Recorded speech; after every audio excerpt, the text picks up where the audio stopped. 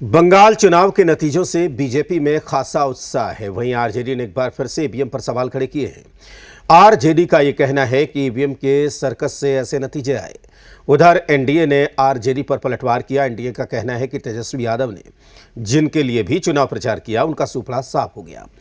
इस रिपोर्ट में देखिए।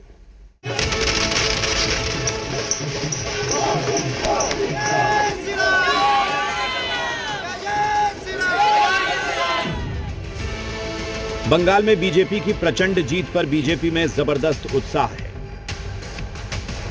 वहीं आरजेडी ने एक बार फिर ईवीएम पर सवाल खड़े किए हैं। पार्टी का कहना है तेजस्वी यादव जहां भी प्रचार में गए वहां भीड़ ही भीड़ दिखी थी, पर ईवीएम की वजह से यह नतीजा सामने आया है।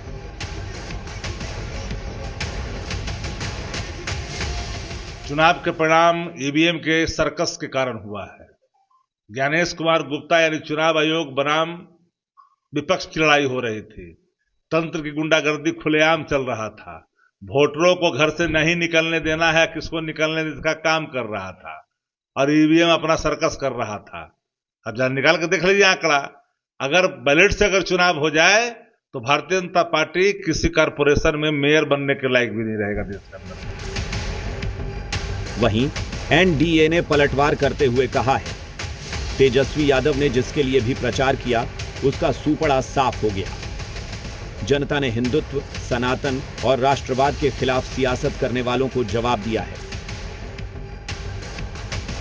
जिस तरह से घुसपैठ को और तुष्टीकरण की राजनीति उस दोनों प्रदेश में करने का प्रयास कांग्रेस और इंडी गठबंधन और तृणमूल कांग्रेस ने किया, और देश की जनता ने, बंगाल और असम की जनता ने खुलकर और भाजपा के समर्थन में आकर सनातन और हिंदुत्व की रक्षा, राष्ट्रवाद की रक्षा के नाम पर वोट किया। बिल्कुल आपने देखा होगा कि बंगाल में गए वहां क्या सुपड़ा साफ हो गया, तमिलनाडु में गए सुपड़ा साफ हो गया, अब बिहार में सुपड़ा साफ तो पहले ही करके गए थे।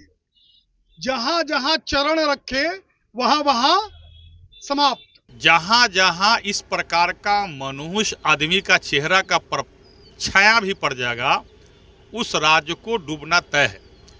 तेजस्वी यादव जी हो, राहुल गांधी जी हो, यह डूबता हुआ नैया है, और इस डूबता हुआ नैया पर जो लोगों ने सवारी किया सबकी नैया डूब गई। बीजेपी वालों को बहुत बहुत धन्यवाद देते हैं, और ये तो होना ही था, ये जीत निश्चित था। हमें पहले भी हम लोग को ये पता था कि ये जीत निश्चित होना ही है। और 4 मई को देखिए ये ममता जी का कहते हैं ना कि रिजल्ट आया तो 4 मई ममता जी दीदी गई। उधर कांग्रेस नेता कह रहे हैं बीजेपी को सिर्फ कांग्रेस ही चुनौती दे सकती है, क्षेत्रीय दलों को कांग्रेस के साथ ही चलना होगा।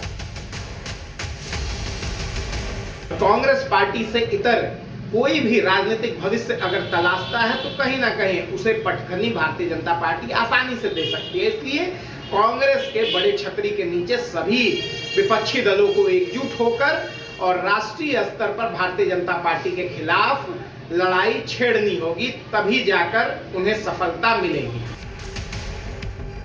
यह सच है कि बीजेपी के विजयी रथ को रोकना विरोधी दलों के लिए कठिन चुनौती बन चुकी है। ऐसे में ईवीएम को दोषी ठहराने की जगह नई रणनीति बनाने और उसे धार देने की जरूरत है। ब्यूरो रिपोर्ट, जी मीडिया,